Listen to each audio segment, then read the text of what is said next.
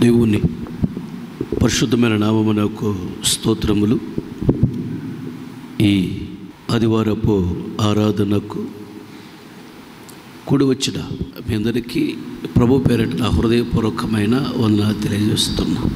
ప్రజలాడు హల్లెలూయా. ఒక వాక్య భాగాన్ని చదువుకుందాం. చదవండి. మత్తయి సువార్త 9వ అధ్యాయం 9వ వచనం. యేసు అక్కడి నుండి వెళ్ళుచు సుంకపు మెట్టునొద్ద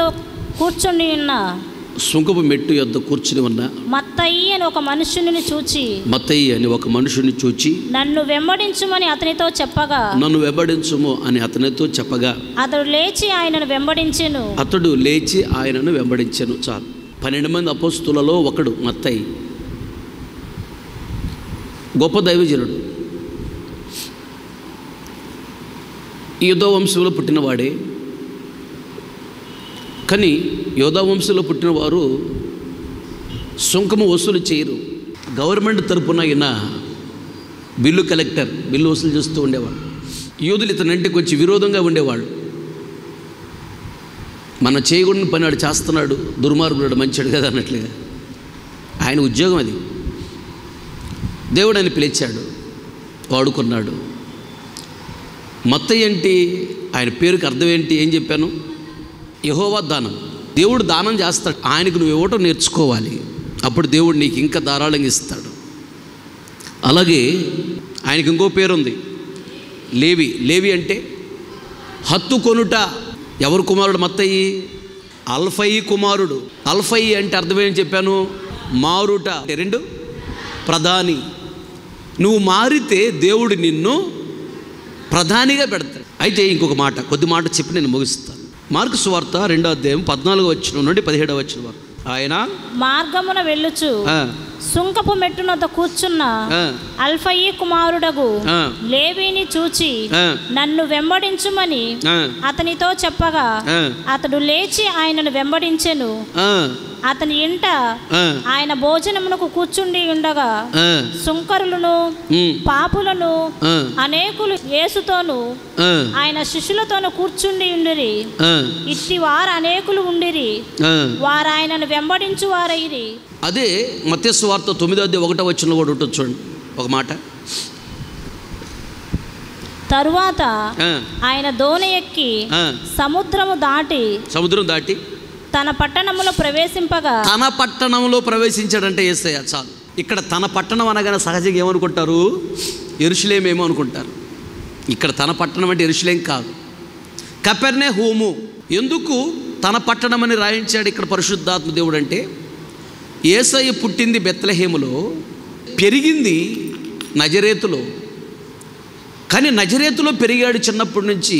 కనుక వాళ్ళ నాన్నకి వాళ్ళ అమ్మకు సంబంధించిన బంధువులు ఉన్నారే, వాళ్ళందరూ కూడా వరుసలు కలుపుకునేవాడు. యేసు అంటే మనకు బామ్మర్ది అవుతాడు, లేదా యేసు అంటే మనకు బావ అవుతాడు, యేసు అంటే అత్త కొడుకు అవుతాడు, లేదా మామ కొడుకు అవుతాడు, యేసు అంటే బాబాయ్ కొడుకు అవుతాడు, తమ్ముడు అవుతాడు మనకి, లేదా అన్న అవుతాడు, లేదా బాబాయ్ అవుతాడు, లేదా పెదనాన్న అవుతాడు. ఇలా వాళ్ళు వరుసలు కలుపుకుంటూ ఒక మామూలు మనిషిలాగా ఆయన చూసారే కానీ దైవ కుమారుడులాగా చూడలేదు. అంటే వాళ్ళు యేసయ్యందు విశ్వాసము ఉంచలేదు. బైబిల్లో రాయబడిన మాట ఏంటంటే, విశ్వాసము లేకుండా దేవునికి ఇష్టడే ఉండుట అసాధ్యం. విశ్వాసము లేకపోతే దేవునికి ఇష్టం ఉండదు. కనుకనే నజరేతులో దేవుడు ఒక అద్భుతం కూడా చేయలేదంట. కనీసము జలుబు చేసినోడు కూడా స్వస్థపరచలేదంట, జ్వరం వచ్చినోడు కూడా స్వస్థపరచలేసా. ఏం చేయలే, మౌనంగా ఉన్నాడు అంతే. ఎందుకంటే వాళ్ళు నమ్మకపోతే దేవుడు కార్యాలు చేయడు. నమ్ముంటే నీవు వాళ్ళైతే నమ్మువానికి సమస్తము సాధ్యం. సమస్త దీవులు ఎవరికి ఇస్తాడంటే నమ్మితేనే ఇస్తాడు, నమ్మకపోతే ఇవ్వడు. మందిరానికి వస్తున్న మీరు కూడా దేవుడు ఉన్నాడని నమ్మారు, తప్పనిసరిగా దేవుడు నన్ను దీవిస్తాడని నువ్వు నమ్మాలంతే. నువ్వు నమ్మితేనే దేవుడు నీ జీవితం అద్భుతాలు చేస్తాడు, ఆశ్చర్యకారాలు చేస్తాడు. నమ్మాలి. ఆయన మీద నమ్మకం లేకుండా మందిరానికి వచ్చిన ఉపయోగం లేదు. అట్లాగని మందిరం మానేయమని నేను చెప్పట్లా. ప్రేమలో ఎదగాలి, పరిశుద్ధతలో ఎదగాలి, విశ్వాసంలో ఎదగాలి, విధేయతలో ఎదగాలి, ప్రార్థనలో ఎదగాలి. ఎదుగుతున్నావా? ఎంతకు ఎదగాలంటే యేసు ప్రభువు అంత పరిపూర్ణమైన విశ్వాసానికి ఎదగాలి. వాళ్ళు నమ్మలా, అందుకని యేసు ఒక కార్యం కూడా చేయలే. వాళ్ళు నమ్మలేదని బాధతో యేసయ్య అక్కడి నుంచి వెళ్ళి కపెర్నహూములో ఉండేవాడు. కపెర్నహూములో చాలా అద్భుతాలు చేశాడు, చాలా ఆశ్చర్యకార్యాలు చేశాడు. అక్కడ చేసిన కార్యాలు ఏంటంటే, పేతురు అత్తని స్వస్థపరిచాడు. జ్వరంతో ఉంటే పక్షవాయువు కలిగిన వ్యక్తిని 4 మంచం ఎత్తుకొని వస్తారు. స్వస్థపరిచింది కపెర్నహూములోనే. శతాధిపతి తన దాసుడికి బాగలేదని వస్తాడు, స్వస్థపరిచింది యేసయ్య కపెర్నహూములోనే. అలాగే ఈ కపెర్నహూము అనే ఈ పట్టణము గలిలయ సముద్రమునకు వాయువ్య దిశగా ఉంటుంది. అయితే ఆ ప్రాంతంలోనే చేపలు పడుతూ ఉన్నాడు పేతురు చేపలు పడుతూ ఉన్నప్పుడు ఈ కపెర్నహూములో ఉంటున్న యేసయ్య గలిలయ సముద్రం దగ్గరికి వెళ్ళాడు, దగ్గరే కదా. అప్పుడు చేపలు పడుతున్నాడు పేతురు చూశాడు. సీమోను, నేను మనుషులను బట్టి జాలలుగా చేస్తానని వెంబడించు అన్నాడు.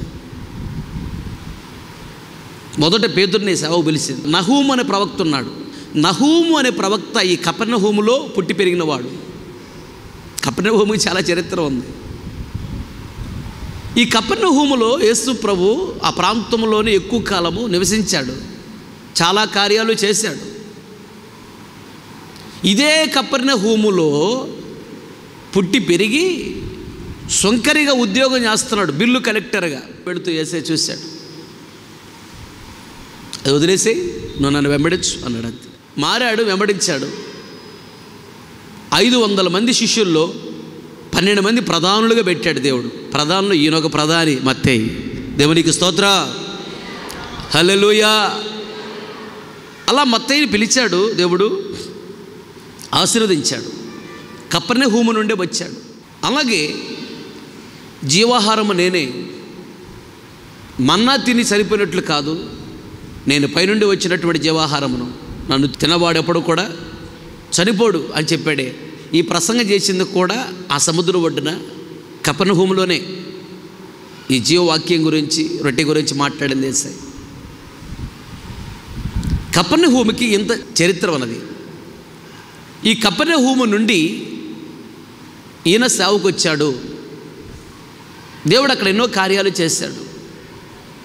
అయితే కపెర్నహూము అనగా మందిరమునకు సాదృశ్యంగా ఉన్నది. మందిరానికి వచ్చిన మీ జీవితాలలో ఎన్నో అద్భుతాలు చేశాడు, ఎన్నో ఆశ్చర్యకార్యాలు చేశాడు. 70 మంది పైన సంతానం ఇచ్చాడు మందిరానికి వచ్చిన వాళ్ళకి.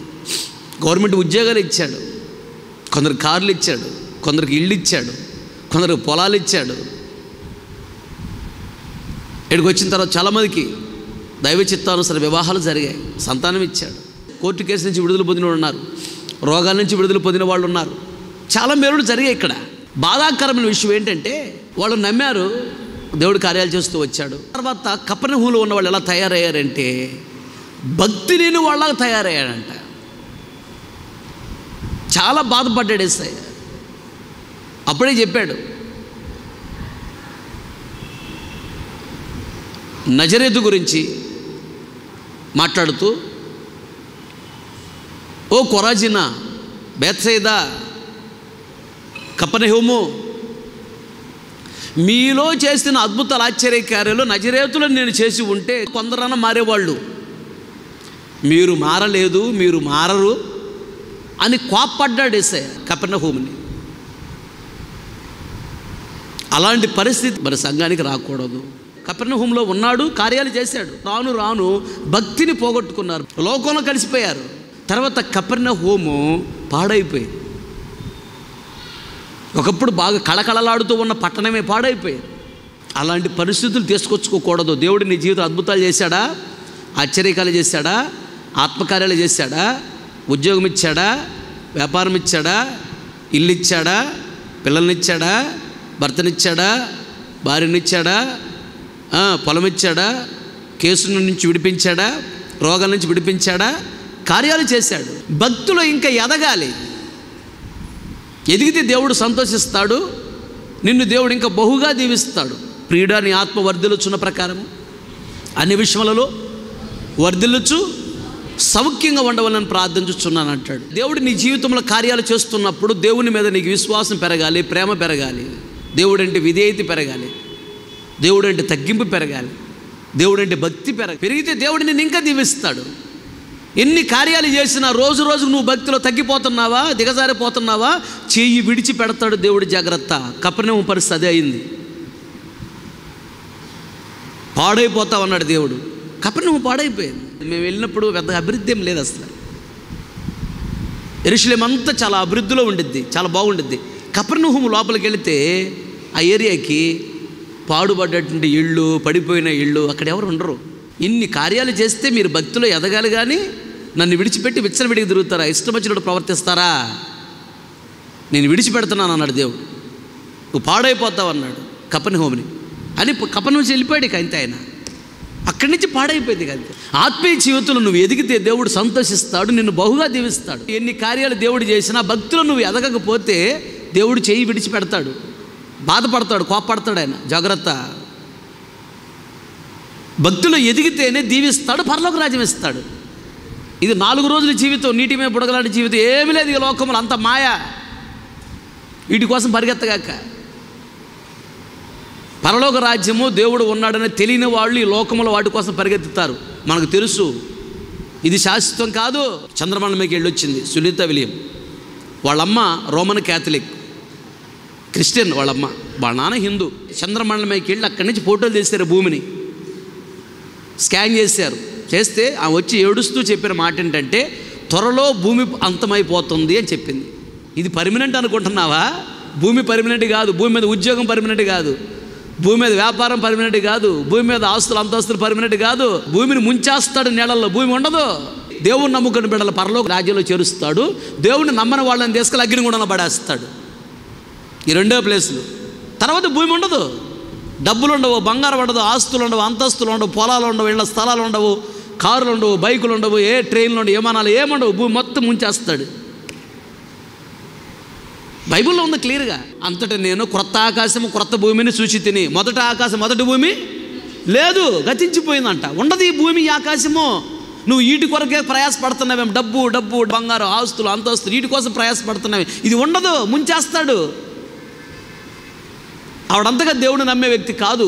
వాళ్ళు అక్కడికి వెళ్ళి పరిశోధన చేసిన తర్వాత భూమికి బాగా క్రాకులు వచ్చాయంట. ఏది మట్టి పెద్ద ఏ విధముగా నీళ్లు పోయిగానే ఇరిగి నీళ్ళు కలిసిపోద్ది కదా, అలా ఈ భూమి త్వరలో అంతమైపోతుంది అని ఏడ్చిందంట ఆవిడ వచ్చి చెప్పి. ఆత్మీయ జీవితంలో నువ్వు ఎంత ఎదిగావో చూసుకో. ఎదిగావా? దేవునితో మాట్లాడే స్థాయికి వచ్చావా? ప్రతిరోజు ప్రభు నీతో మాట్లాడాలి, గుర్తుపెట్టుకో. కలలో కానీ దర్శనంలో కానీ నువ్వు మాట్లాడితే ఆయన మాట్లాడతాడు, నువ్వు మాట్లాడకపోతే ఆయన మాట్లాడు. మనం మాట్లాడాలి. అంటే ప్రార్థన, దేవునితో మాట్లాడటం అంటే ఈ లోక సంబంధమైన అలవాట్లు, ఆచారాలు, పద్ధతుల్లో, తెలివితేటల్లో కాదు ఎదగాల్సింది.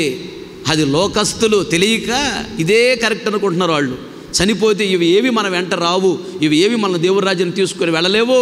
మనం ఎదిగినటువంటి భక్తే ఈ లోకంలో మనం క్షేమంగా కాపాడుతుంది, దీవిస్తుంది. ఈ భక్తే కోట్ల సంవత్సర పరలోక రాజ్యంలో ఉండటానికి తీసుకొని వెళుతుంది. ఆమేన్, హల్లెలూయా. కనుక కపెర్నహూము నుంచి వచ్చాడు.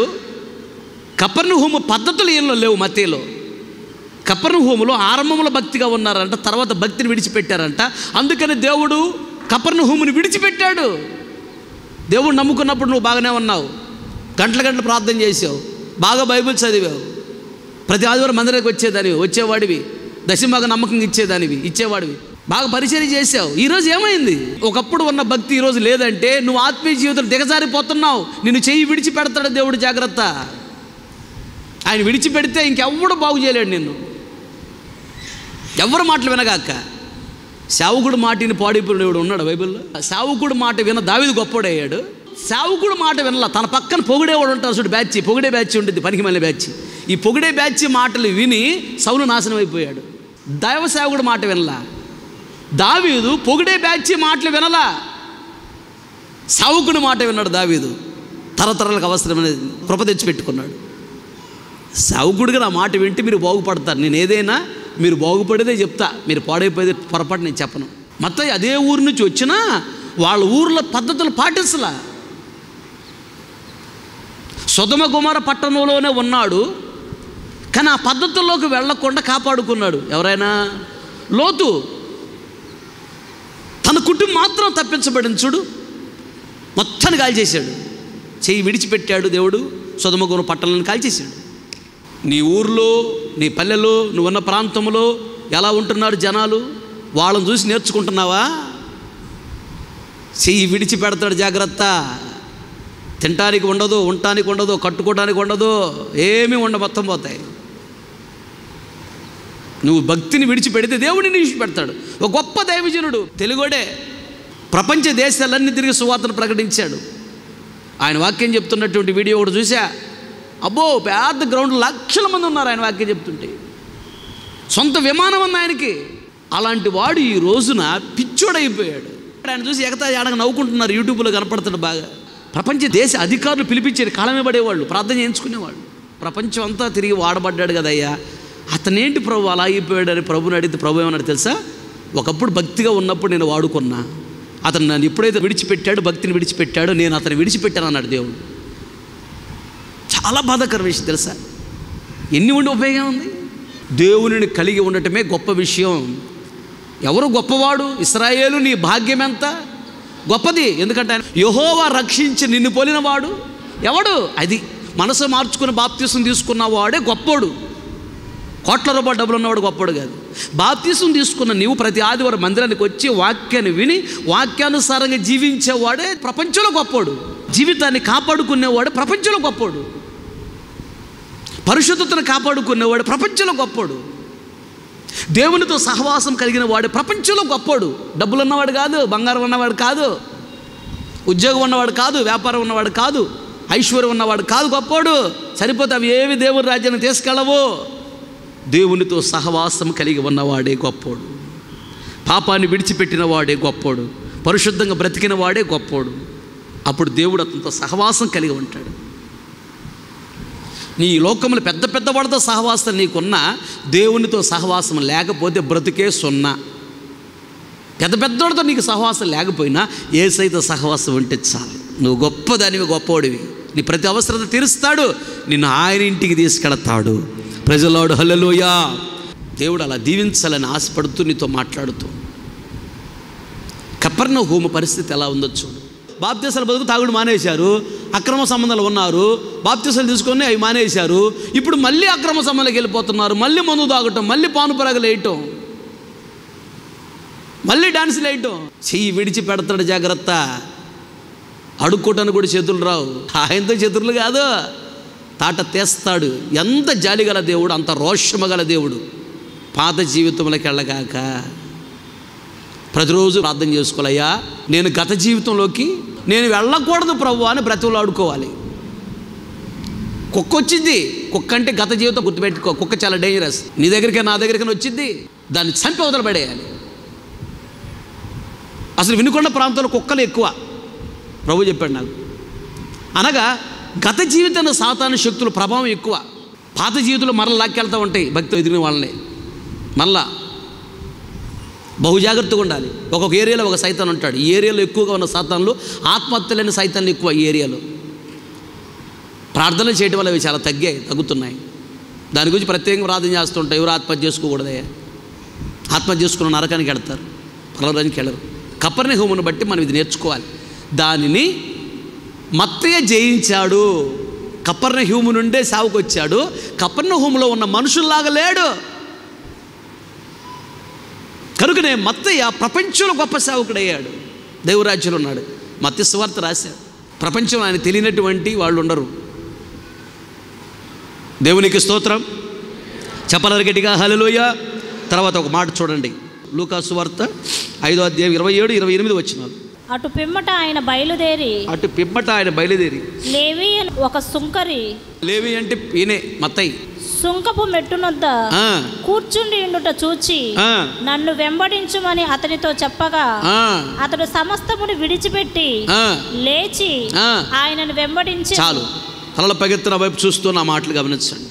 నన్ను వెంబడించు అని యేసయ్య చెప్పగా సాగులు చెప్పలా.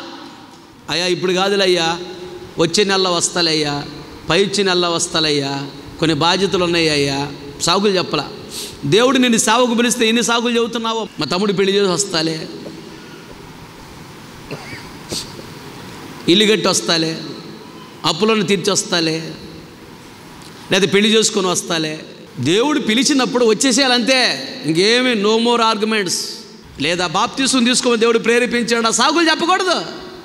వెంటనే బాప్తిసం తీసుకోవాలంతే. వచ్చే సంవత్సరం తీసుకుంటాలే, పై వచ్చే సంవత్సరం తీసుకుంటాలే, ఇప్పుడు కాదు అంటే ఇంక చేయాల్సిన పాపాలు ఏమైనా ఉన్నాయా ఏంటి? ఇలా అంటున్నాను, బాధపడద్దు, అపార్థం చేసుకోవద్దు. ఎందుకు పరిశుద్ధాత్ముడు అలా మాట్లాడిస్తున్నాడు. మరి ఇంక బాప్తిసానికి ఎందుకు వెనకం చేస్తున్నావు నువ్వు? ఏమున్నాయి చేయాల్సినవి? దేవుడు నీకేమైనా 100 సంవత్సరాలు గ్యారెంటీ ఇచ్చాడా? అమ్మా గిరిగరా నువ్వు 100 గ్యారెంటీ బతుకుతావు అన్నాడా? అసలు మనసును మార్చుకుంటే నీకు ఆయుష్ పెరిగిద్ది. మనసును మార్చుకోకుండా పాపంలో ఉంటే ఆయుష్ తగ్గిద్ది. వాక్యం ద్వారా ఎన్నిసార్లు దేవుడు గద్దించిన లోబడకపోతే హఠాత్తుగా మరణం వచ్చింది. పాపము చేసే వాళ్ళకి దేవుడు ఆయుష్ తగ్గిస్తాడు. ఎంతకాలం ఆయుష్ ఇచ్చినా నీ బతుకు ఇదేగా, బతుకు మారదగా, ఇంకెందుకు నీకు ఆయుష్? తండ్రి ఎంత రాశారు? 80 అవసరం ఆయనకి. తండ్రి అంటాడు సరే తీసే అంటాడు, అయిపోయా. పాపములోనే ఉంటే నీకు ఆయుష్ తగ్గిద్ది. పాపాన్ని విడిచిపెట్టి పరిశుద్ధంగా బ్రతికితే ఆయుష్ పెరిగిద్ది. భక్తిగా బ్రతుకుతున్నాడు కాబట్టి నాకు ఆయుష్ కావాలి అని అడిగితే 15 సంవత్సరాలు ఎక్స్ట్రా ఇచ్చాడు. ధైర్యంగా అడిగాడు. ఏమడిగాడు? యథార్థ హృదయం గలవాడనై సత్యముతో నేను ఎలా నడుచుకుంటున్నానో కృపతో నన్ను జ్ఞాపం చేసుకోయ్యా అన్నాడు. సత్యముతో నడుస్తున్నాడంట, యథార్థంగా ఉన్నాడంట. నాకు ఆయుష్ కావాలని అడిగితే ఇవి ఇసుకే బ్రతుకుంటే వల్ల నష్టమేమి లేదు, ఆయుష్ ఇవ్వటం వల్ల నష్టమేమి లేదు, ఇసుకే భక్తి గలవాడు అని ఆయుష్ ఇచ్చేసాడు. బైబిల్ కొందరు అడిగినా ఇవ్వలా, చాలే సర్దుకు అన్నాడు. ఇన్ని వాక్యాలు విన్నా పాపాన్ని విడిచిపెట్టకపోతే, బాప్తిసం తీసుకోకపోతే, పాపములో నువ్వు ఉంటే నీకు ఆయుష్ తగ్గిస్తాడు దేవుడు. ఎప్పుడైతే నువ్వు మనసు మార్చుకుని బాప్తిసం తీసుకుని దేవుని కొరకు బ్రతకాలని మంచి మనసు కలిగి ఉంటావో నీకు ఆయుష్ పెరిగిద్ది. పిలవగానే వాక్యము ద్వారా దేవుడు నీతో మాట్లాడా, బాప్తిసం తీసుకొని వెంటనే బాప్తిసం తీసుకోవాలి. బాప్తిసం తీసుకోవడానికి భార్య చెప్పాల్సిన అవసరం ఏంటి? భర్త చెప్పాల్సిన అవసరం ఏంటి? ఇంటర్మీడియట్లో బాప్తిసం తీసుకున్నా, 95 సంవత్సరాలు బాప్తిసం తీసుకున్నా. ఆగస్టు 15వ తారీఖు మొదటి బాప్తిసం భక్సింగ్ గారి సంవత్సరం తీసుకున్నా. మందిరానికి వెళ్ళాను, వాక్యం వింటున్నాను, దేవుడు నాతో మాట్లాడాడు. అంతే. పశ్చాత్తాపం కలిగింది, ఏడ్చాను. నీ పాపాన్ని విడిచిపెడితేనే దేవుడు నేను చేయి పట్టుకుంటాడు, నువ్వు పాపంలో ఉంటే దేవుడు నీ చేయి పట్టుకోడు, నీ చేయి విడిచిపెడతాడు అని వాక్యం చెప్తున్నప్పుడు వినగా నాకు కళ్ళం నీళ్ళు వచ్చాయి. దేవుడు విడిచిపెడితే మన బతుకులు ఏంటని సేవకులు మాట్లాడుతున్నప్పుడు నా గుండెలో భయం కలిగింది, పశ్చాత్తాపడ్డా. బట్టలు కూడా లేవు, తీసుకెళ్ళా, బాప్తిసం కూడా సిద్ధపడలా. టక్మన బాప్తిసం తోటి దిగాను అంతే. బాప్తిసం తీసుకొని వచ్చి నిలబడ్డా, కాసేపు నీళ్ళు ఆరిపోయినాయి, వచ్చేసాను. ఇంటికి వచ్చిన మా బంధువులు ఎంతమంది అన్నారు, అప్పుడు ఏం తీసుకున్నావయ్యా, చిన్నపిల్లడు అయ్యా, పాపంలో పడిపోతావినయ్యా. ఎంత వాళ్ళు నాకంటే వాళ్ళకి ఎక్కువ ఉంది పాపం భారం. నోరు మూసుకు అంత అయిపోయింది, ఇంకేంది కంగారు చెప్పు. బాప్తిసం తీసుకున్నా, నేను బాగానే ఉన్నాను, మీరు మౌనంగా ఉన్నాను నేను చెప్పాను.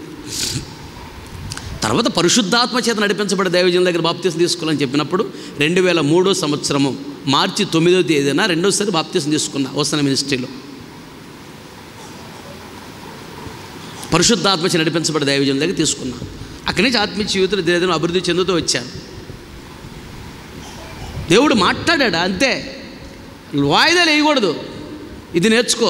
ఇతను ప్రపంచంలో గొప్ప సేవకుడు కావటానికి కారణము ఆయన గవర్నమెంట్ ఉద్యోగం చేస్తున్నాడు, ఆన్ డ్యూటీలో ఉన్నాడు. ఆయన డ్యూటీలో ఉన్నవాడు పన్ను వసూలు చేస్తున్నాడు, పన్ను తీసుకుంటున్నాడు, వాళ్ళ పేరు రాసుకుంటున్నాడు. అని ఇదంతా చెప్పు, ఆ పన్ను ఇటు రాసుకుంటున్నాడు, పన్ను తీసుకుంటున్నాడు. జనాలు ఉన్నారు ఆయన దగ్గర. వేసే అన్నాడు, అవన్నీ విడిచిపెట్టి నన్ను వెంబడించన్నాడు అంతే. అక్కడ అన్నీ విడిచిపెట్టేసి కాము వచ్చేసాడు అంతే. ప్రపంచంలో గొప్పవాడయ్యాడు.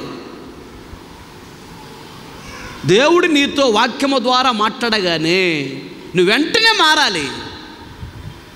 దాని గురించి ఇంకేం ఆలోచించకూడదు. సేవకుడు ద్వారా దేవుడు నీతో ఏమైతే మాట్లాడతాడో, దేవుడు ఎప్పుడు కూడా దేవునికి విరోధంగా సేవకుడు మాట్లాడాడు. నేను మాట్లాడను. దేవునికి విరోధంగా మాట్లాడితే జీవితం పతనమైద్ది నాకు తెలుసు. దేవుడు చెప్పకుండా నేనేది చేయకూడదు, దేవుడు చెప్పకుండా నేనేం మాట్లాడకూడదు, దేవుడు చెప్పకుండా దేవుడు చెప్పాడే నేను చెప్పకూడదు. అది నాకు శాపమైద్ది నాకు తెలుసు. దేవుడు చెప్పింది నేను చెప్తా. నా నోటి నుంచి వచ్చిందంటే ఇది దేవుని దగ్గర నుంచి వచ్చింది. ఆ మాటకి వెంటనే లోబడితే నీకు గొప్ప దీవెన. ఆ మాటకి విరోధంగా నువ్వేం ఆలోచించినా అది నీకు భయంకర శాపంగా మారిద్ది. ముఖం దేవుడు చూడ్డం. దేవుడు మాట్లాడగానే వెంటనే గవర్నమెంట్ ఉద్యోగం విడిచిపెట్టి వచ్చేసాడు చావుకి. దేవుడు ఏం తక్కువ చేశాడా? ప్రపంచంలో గొప్ప వ్యక్తిగా మార్చాడు, దీవించాడు.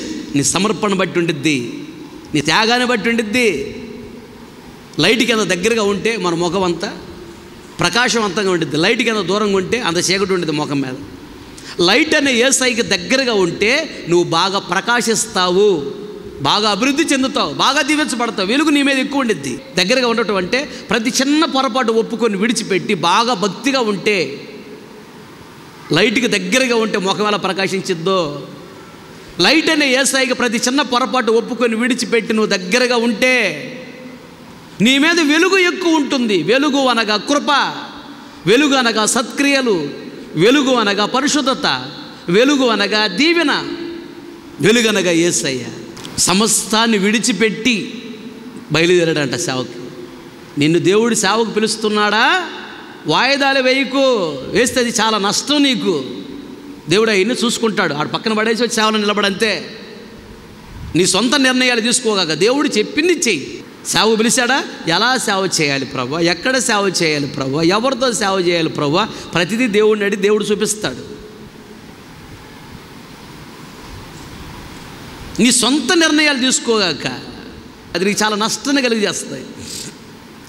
సమస్తాన్ని విడిచిపెట్టి సేవకు వచ్చాడంట. ప్రపంచంలో గొప్పోడయ్యాడు, దేవుని రాజ్యంలో ఉన్నాడు. మొత్తం ఇంకేం కావాలి? అదే మాట అపోస్తులు అడుగుతారు, అయ్యా మేము సమస్తాన్ని విడిచిపెట్టి నిన్ను వెంబడిస్తున్నాం కదా, మాకు లాభం ఏంటయ్యా అని అడిగితే మత్తయి సువార్త 19వ అధ్యాయము 27వ వచనం నుండి 30వ వచనం వరకు ఉంటాయి చూడ మాటలు. ఇదిగో మేము సమస్తమును విడిచిపెట్టి నిన్ను వెంబడించితిమి కనుక మాకేమి దొరుకునని ఆయన అడుగగా యేసు వారితో ఇట్లనెను పునర్జన్మమందు అనగా 1000 ఏళ్ల పరిపాలనలో మనుష్య కుమారుడు తన మహిమగల సింహాసనం యెరూషలేములో కూర్చుంటాడు భూమి మీద.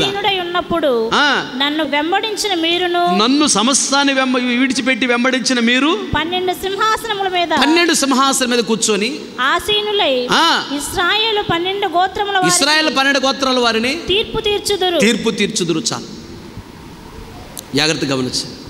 మేము సమస్తాన్ని విడిచిపెట్టి నిన్ను వెంబడిస్తున్నాం అయ్యా, మాకు లాభం ఏంటంటే భూమి మీద 1000 సంవత్సరాల పరిపాలన ఉంది కదా, ఈ పరిపాలనలో నాతో పాటు మీరు 12 సింహాసనముల మీద కూర్చొని మీరే ఇశ్రాయేలుకు తీర్పు తీరుస్తారు. 1000 ఏళ్ల పరిపాలన అది. 1000 ఏళ్ల పరిపాలనలో ఉండాలంటే, 1000 ఏళ్ల పరిపాలనలో మళ్ళీ అధికారిగా ఉండి మనం నడిపించాలంటే 5 సంవత్సరాలు కాదు పరిపాలన. మామూలుగా అయితే ఎమ్మెల్యే గారికి, రాష్ట్రపతికి, ముఖ్యమంత్రికి, వీళ్ళందరికీ, ప్రధానమంత్రికి 5 సంవత్సరాల పరిపాలన. కానీ మనది ఎన్ని సంవత్సరాలు? 1000 సంవత్సరాల పరిపాలన.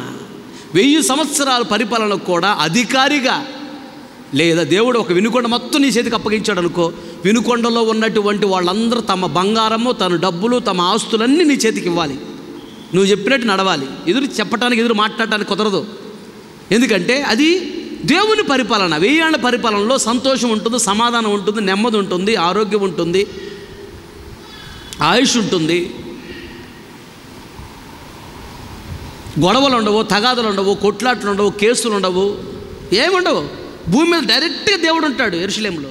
సాతాను శక్తులు భూమి మీద ఉండవు, వాటిని పట్టుకొని బంధిస్తాడు పాతాళంలో. సాతాను శక్తులు భూమి మీద ఉండవు కాబట్టి గొడవలు ఉండవు, తగాదులు ఉండవు, కొట్లాట్లు ఉండవు, ఈర్ష్య, ద్వేషము, మత్సరము, పాపము ఏమీ ఉండదు. ఇవన్నీ చేపించే సాతానులే కదా, పాపం చేయమని ప్రేరేపించే సాతానే కదా. సాతాను శక్తి మొత్తాన్ని పట్టుకుని పాతాళంలో బంధిస్తాడు కాబట్టి 1000 సంవత్సరాల భూమి మీద యేసయ్య పరిపాలన చేస్తాడు. అధికారులు మనమే. నిన్ను దేవుడు ముఖ్యమంత్రిగా పెట్టొచ్చు, లేదా ప్రధానమంత్రిగా పెట్టొచ్చు, లేదా రాష్ట్రపతిగా పెట్టొచ్చు, ఒక జిల్లా నీకు అప్పగించవచ్చు, ఒక మండలం దేవుడు నీకు అప్పగించవచ్చు, ఒక ఊరే దేవుడు నీకు అప్పగించవచ్చు. అలాంటి గొప్ప అధికారం ఇవ్వాలి అంటే సమస్తాన్ని విడిచిపెట్టాలి. గుర్తుపెట్టుకో. గుండె పగిలిపోయే మాట ఏంటి తెలుసా? ఆ క్రింద ఉండిద్ది ఒక మాట. 19వ అధ్యాయము 29వ వచనం అనుకుంటా.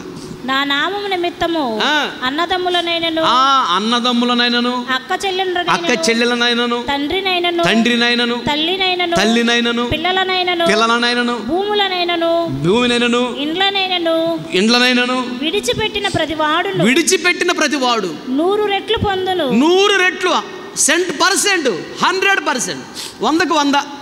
ఇది గాక నిత్య జీవమును స్వతంత్రించు. అది పరలోక రాజ్యంలో ఉంటారు.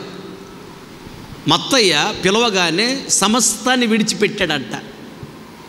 సమస్తాన్ని విడిచిపెడితే దీవెనలు ఎలా ఉంటుంది చూడు. అదే పేతురు అడుగుతున్నాడు, మేము సమస్తాన్ని విడిచిపెట్టాం కదా, మాకేంటి దీవెన అంటే 1000 ఏళ్ల పరిపాలనలో మిమ్మల్ని అధికారులుగా పెడతా. ఒకటి. అంతేకాదు పరలోక రాజ్యంలో ఉన్నతమైన స్థితిలో పెడతా. ఏం కావాలి? కోట్ల సంవత్సరాలు ఉండిద్ది. పిలిచినప్పుడు సమస్తాన్ని విడిచిపెట్టి వెంబడించాడంట. దేవుడు నిన్ను పిలిచాడా, లేదా దేవుడు నీతో మాట్లాడా? సమస్తాన్ని విడిచిపెట్టు అనగా ఇక్కడ దాని ఆత్మీయ అర్థం ఏంటంటే అన్నదమ్ములు విడిచిపెట్టు, అక్క చెల్లెలు విడిచిపెట్టు, తల్లిదండ్రులను విడిచిపెట్టాలి, పిల్లల్ని విడిచిపెట్టాలి అన్నాడే. దాని ఆత్మీయ అర్థం ఏంటంటే వాస్తవంగా పూర్తిగా విడిచిపెట్టమని కాదు. దేవుని కంటే ఎక్కువగా భార్యని ప్రేమించకూడదు, అది దేవుని కంటే ఎక్కువగా భర్తను ప్రేమించకూడదు, దేవుని కంటే ఎక్కువగా పిల్లలను ప్రేమించకూడదు, దేవుని కంటే ఎక్కువగా తల్లిదండ్రులు ప్రేమించకూడదు, దేవుని కంటే ఎక్కువగా అక్క చెల్లెలు అన్నదమ్ములు ఎవరిని ప్రేమించకూడదు. దేవుని కంటే ఎక్కువగా ప్రేమిస్తున్నావా? ఆ ఆలోచన విడిచిపెట్టు. బంధువులను విడిచిపెట్టమని, భార్యను విడిచిపెట్టమని చెప్పే దుర్మార్గుడు కాదు మన దేవుడు.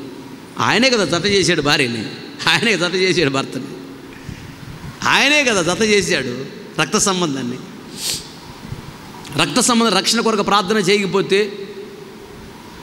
నువ్వు అవిశ్వాసి అంటాడు దేవుడు. అవిశ్వాసి పరలోకరాజ్యం లేదు కదా. రక్త సంబంధుడు దేవుని రాజ్యాలను చేర్చాలి ప్రార్థన చేసి. విడిచిపెట్టమంటే దేవుని కంటే ఎక్కువగా పిల్లలను ప్రేమించగాక. ఇక్కడ పరీక్ష వచ్చింది, నీకు పరీక్ష ఈ వారం వచ్చింది, గుర్తుపెట్టుకో. ఇటు పిల్లలా, ఇటు దేవుడా, అంటే ఇటు దేవుని మీటింగా, ఇటు పిల్లల పరీక్షల డబ్బులా. అటు భర్త హాస్పిటల్లో ఉన్నాడు, అటు భర్త, ఇటు మీటింగ్సా. ఇదే పరీక్ష అంటే ఇలాగే ఉండిద్ది. ఇది ముఖ్యం కాదు, దేవుడు ముఖ్యం. విడిచిపెడితేనే దేవుడు పట్టుకుంటాడు, నేను విడిచిపెడితేనే దేవుడు పట్టుకుంటాడు వాళ్ళని. నేను పట్టుకుంటే దేవుడు విడిచిపెడతాడు. నువ్వు పొద్దుగూకులు పిల్లల్ని పట్టుకొని కూర్చుంటే దేవుడు చేయి విడిచిపెడతాడు పిల్లల్ని. పిల్లలు ముఖ్యం కాదు, దేవుని పరిచర్య ముఖ్యము, భక్తి ముఖ్యము, దేవుని మందిరం ముఖ్యము, దేవుడు ముఖ్యమని చెప్పి నువ్వు దేవుని కొరకు ఎప్పుడైతే ప్రయాసపడుతూ ఉంటావో నీ పిల్లల్ని దేవుడు పట్టుకుంటాడు. దేవునికి స్తోత్రం, హల్లెలూయా. దావీదు మందిరము కట్టాలని అనగానే బంగారం అంతా ఇచ్చేసాడు, పిల్లల గురించి ఆలోచించలా. దేవుడు ఆశ్చర్యపోయాడు, ఉరి ఎంత త్యాగమా అన్నప్పుడు దేవుడు ఏమన్నాడు తెలుసా? దావీదు, నువ్వు పిల్లలను పట్టించుకోకుండా ఉన్న బంగారం అంతా నాకు ఇచ్చావు నా మందిరానికి. అంటే పిల్లల కంటే ఎక్కువ నువ్వు నన్ను ప్రేమించావు, పిల్లలను నువ్వు పట్టించుకోలేదు, పిల్లల్ని విడిచిపెట్టావు, నా మందిరాన్ని పట్టుకున్నావు గట్టిగా. మందిరం కట్టాలని బంగారం మొత్తం తీసుకుని మందిరానికి ఇచ్చావు. విడిచిపెట్టు అన్నాడా? విడిచిపెట్టు, దేవుడిని పట్టుకో, దేవుడి కొరకు బ్రతుకో. అప్పుడు దేవుడు ఏం చేస్తాడు తెలుసా? నువ్వు విడిచిపెట్టావా? దేవుడు నాకు ముఖ్యం అనుకున్నావా? పిల్లలు ముఖ్యం కదా అనుకున్నావా? పిల్లలను దేవుడు పట్టుకుంటాడు. దావీదు పిల్లలను దేవుడు పట్టుకున్నాడు. దావీదు పిల్లలకు కూడా కొంచెం కూడా ఉంచకుండా బంగారం అంతా తీసుకొచ్చి మందిరానికి ఇచ్చావు కనుక రకరకాలుగా జనాలు అని ఉంటారుగా. అప్పుడు దేవుడు ఏమన్నా తెలుసా? నీ పిల్లల్ని విడిచిపెట్టి తీసుకొచ్చి బంగారం అంతా నా మందిరానికి ఇచ్చావు కాబట్టి నీ పిల్లల్ని నేను పట్టుకుంటున్నా అన్నాడు. పట్టుకుని ఏం చేశాడు? ఆకాశం ఉన్నంత వరకు, భూమి ఉన్నంత వరకు సింహాసనాన్ని స్థిరపరుస్తా. దేవునికి స్తోత్రం. నీ పిల్లలే అధికారులు అంతే. లక్షల మంది ఇశ్రాయేల్లో ఉన్న వాళ్ళు ఎవరు కాదు, దావీదు నీ పిల్లలే అధికారులు. దావీదుని బట్టి పిల్లలకి ఏమొచ్చింది? ఆశీర్వాదం వచ్చిందా రాలేదా? కారణము దావీదు సమస్తాన్ని విడిచిపెట్టాడు అంతే. భార్యలు అడగరా? అసలు బంగారం అంటే మా పిచ్చి కదా ఆడవాళ్ళకి, మీకు కాదు. బంగారం అంతా తీసుకెళ్తున్నావు, దుర్మార్గుడు, తగాది పెట్టుకోలేదంట భార్య. భార్య చెప్పిన మాటలు ఏం పట్టించుకోవాలా? దేవుని మందిరం నాకు ముఖ్యం అంతే. అంటే ఆ మాట కూడా విడిచిపెట్టేశాడు. పిల్లల గురించి ఆలోచించాల, పిల్లలను కూడా అక్కడ విడిచిపెట్టేశాడు. దావీదు విడిచిపెట్టాడు, పిల్లలను దేవుడు పట్టుకున్నాడు. వాక్యాలు చూడండి క్లియర్గా. 4000 సంవత్సరాలు ఇప్పటికీ దావీదు పిల్లలే ఇశ్రాయేలు మీద అధికారులు. ఇక ఆయన అధికారం అంటే అంతా ఆయన చేతిలో ఉండేది కదా. లక్షల కోట్ల ఆస్తులు ఆయన చేతిలో ఉంటాయి కదా. దేవునికి స్తోత్రం. చెప్పాలి గట్టిగా హల్లెలూయా. మోకరించండి, ప్రార్థన చేసుకో. ప్రేమగల తండ్రి, జీవముగల యేసయ్య, సర్వశక్తి గల దేవా స్తోత్రం. ఎంతైనా నమ్మదగిన దేవుడవు. ఇదిగో ప్రభువా, ఈ మధ్యాహ్న కాల సమయంలో ఆత్మస్వరూపిగా మా మధ్య దిగి వచ్చి మీ దాసుడుగా నలుమరుగుపరచి సంఘముతో బహుతేటగా సూటిగా ఆదరిస్తూ, ఓదారుస్తూ, బలపరుస్తూ, తృప్తిపరుస్తూ, సేద తీరుస్తూ, హెచ్చరిస్తూ మీరు మాట్లాడిన ప్రతి మాటను బట్టి స్తోత్రం, స్తోత్రం, స్తోత్రం.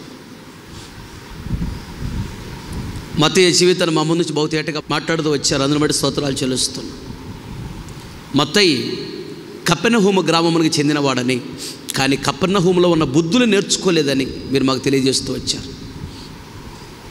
అలాగే లోతు కూడా సొదొమ గొమొర్రా పట్టణాల్లో ఉన్నాడు, కానీ ఆ బుద్ధులు నేర్చుకోలే కనుక నీతిమంతుడు అనిపించుకున్నాడు, నీ రాజ్యంలో ఉన్నాడు.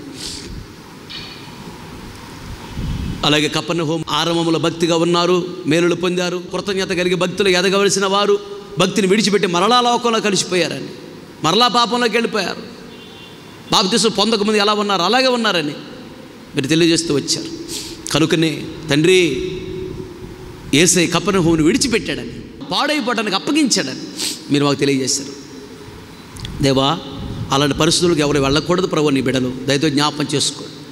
మత్తయ్య కపెర్నహూములో పుట్టినా, కపెర్నహూములో పెరిగినా, కపెర్నహూములో ఉన్నటువంటి బుద్ధులు అతనిలో లేవని, ఆత్మీయ జీవితంలో దినదినం అభివృద్ధి చెంది దేవా నీ దగ్గర మంచి సాక్ష్యం పొందుకొని ప్రపంచంలో గొప్పవాడయ్యాడు, ఈరోజు నీ రాజ్యంలో ఉన్నాడని మీరు మాకు తెలియజేస్తూ వచ్చారు.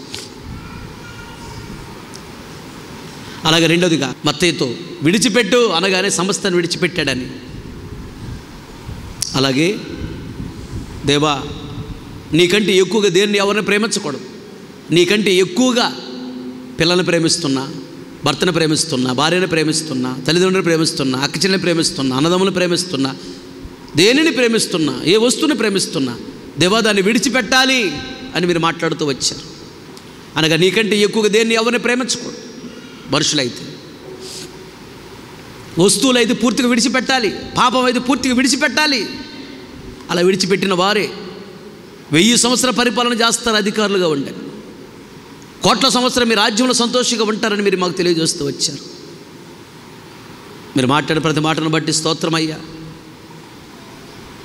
వెంబడించు అనగానే మత్తయి వెంటనే వెంబడించాడని, సాకులు చెప్పకుండా.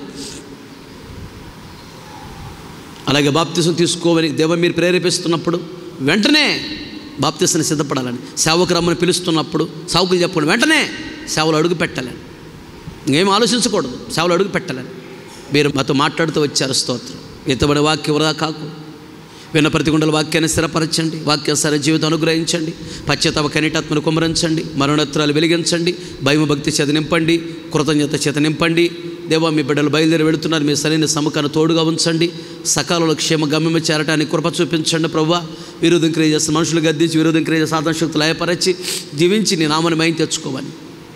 మీరు వచ్చినప్పుడు మేమందరం ధైర్యం నిలబడి మీ రాజ్యంలో ప్రవేశించాలి. ప్రభు మత్తయి ఇలాంటి భక్తిని అనుగ్రహించమని యేసునామములో అడిగి వేడుకుంటున్నాం తండ్రి.